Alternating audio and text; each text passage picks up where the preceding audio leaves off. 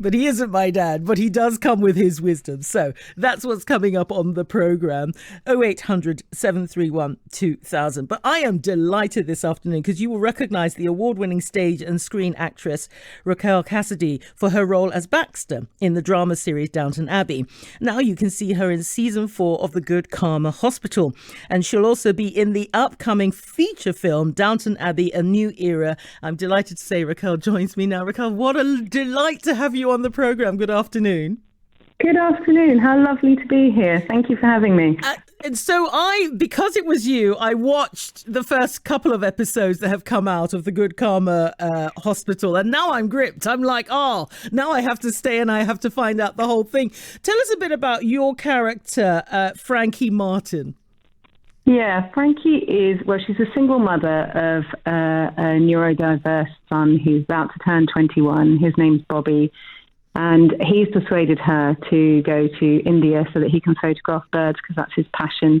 And he does that really brilliantly. And she's terrified and she doesn't want to go. She's terrified of India, like the rest of the world, not treating him with kid gloves. And she thinks that everything will go wrong. And so far, to the end of episode 2, and anyone who's seen to the end of episode 3, which was out last night, pretty much everything has gone wrong. Yes, because I've only seen it to the end of episode 2. That's when he goes off in the tuk-tuk. Is that right? Is that the end of episode 2? And I was like, no, don't go. I literally was like, no, don't go. Tell me about who's playing Bobby and what is it like playing the role with him? Connor Catchpole plays Bobby, my son. He was an absolute dream to work with. We were all locked down, all the cast, in one tiny boutique hotel. So we had lots of time to sort of catch up and work out who Frankie and Bobby were to one another and how he managed to hoodwink her and what he's really trying to do, which is he's trying to say, Mom, I can do this. I can do this living on my own thing, which, is difficult, can be difficult for any parent. But for a single mom of a son who she's seen not be treated well by the world, not be understood, and be teased mercilessly, sort of be treated cruelly, and also make mistakes that maybe other children are more easily allowed to make. Yes. That, as soon as you maybe react to the world in a different way and you're not so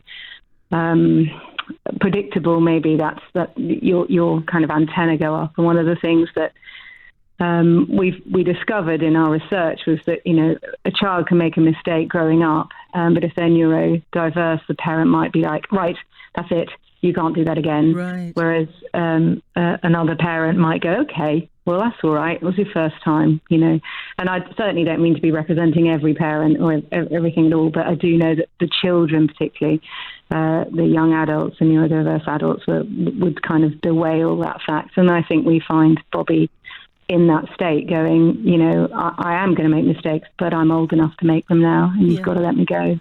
And I really love your portrayal, particularly when he develops a rash, and this because I sat there going, God, it's a very difficult choice for a mother, the choice between exhibiting worry and at the same time hoping that you're not going to be accused of some Munchausen syndrome. Do you know what I mean? That kind of very fine line where they're going, well, are you being a bit too overprotective versus a natural worry for a mother? Well, definitely, and also doing it all in a completely alien country to anything I mean, she gets there and she's got an extra young doctor, and also the doctor doesn't feel like she's taking her seriously, and like, if anyone knows this child, it's me. Yes. You think that you know what's going on here. And Frankie, bless her, doesn't want to patronise the doctor at all. But she does come to a stage where she goes, and again, I'm not sure if I'm talking about episode 3 or episode 2. I think it is episode 2. Where she's two. I haven't seen 3, so 2 at the moment. So episode 2, where she's going, I'm really sorry, you seem really nice, but I know something is up. And she gets proved right. Something has been up, and there's been a big virus that, we all know these things now, but there's a virus that is potentially a killer virus, and she doesn't want to be fobbed off, and she won't be fobbed off. And I think she also has a background of having to fight for everything she's had to get for Bobby through his life, I mean, it's a really moving portrayal so far. I'm looking forward to seeing episode 3. I mean, we can't let you go without talking about Downton Abbey. We're talking about soaps and dramas and things this afternoon, and of course, Downton Abbey is right up there for me. I'm like, oh my gosh, I feel like I'm touching the helm of your silver garment. Although normally you're dressed in black, but it's a black tent. Yeah, that's right. What was it like? What has it been like being part of that family for this amount of time? I mean, it's a dream come true. I remember watching it and once kind of saying really out loud to my partner at the time, I was like, I'd love to be on a show like this. And sort of the next season I was in it. So it's a real lesson in shouting out what you want and being very focused on what you want. So I threw that out there. It was a dream come true, and it continues to be that. So every time we get back together, it's really great fun, and everybody really cares about one another, and we care about the show. And so, yeah, and it's a joy when the new cast come in as well, and They're great fun. And I think that the fans are going to love this incarnation, because we've got some really fun actors, working their ticket. It was wonderful to watch them create. Is there anything you can tell us about Downton Abbey, a new era? Well, I can tell you everything that you've already seen on the, if you have seen the trailer. I can dictate the trailer back to you. I haven't seen the trailer, actually. I haven't seen the trailer. So this is your moment to do the play. Right. I generally haven't seen it. Well, the trailer's fantastic, actually. I would watch that again and again, because it's very dramatic and really beautiful. So some of the family get to go to the south of France, and we find out why. And that's, it's unspeakably beautiful. And then the ones that are left at home, something happens, but we've got some very glamorous people who turn up at the house. And we definitely have a beautiful wedding, which is kind of de rigueur. And it's great for Baxter, because Baxter is hopeless romantic, even though you wouldn't necessarily think it. But she really is. And, she couldn't be more in love with a certain Mr. Molesley. So, if it can't be her own wedding, then she can just look at him at someone else's wedding.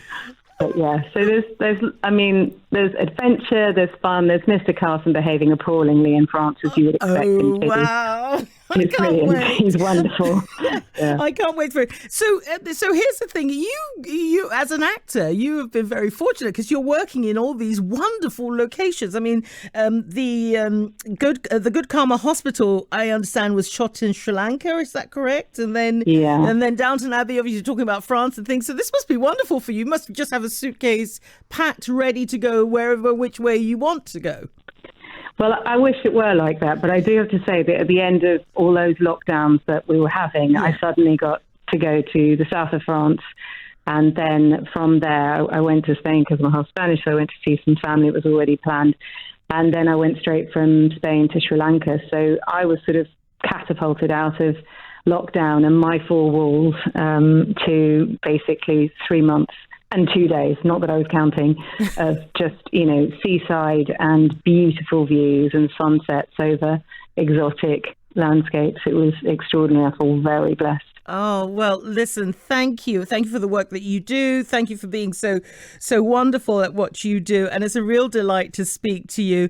Really, really lovely to speak. I'm a bit giddy, actually, because I do like Downton Abbey a lot. And the Good Karma Hospital is going to be one of my Sunday relax kind of watch programs now.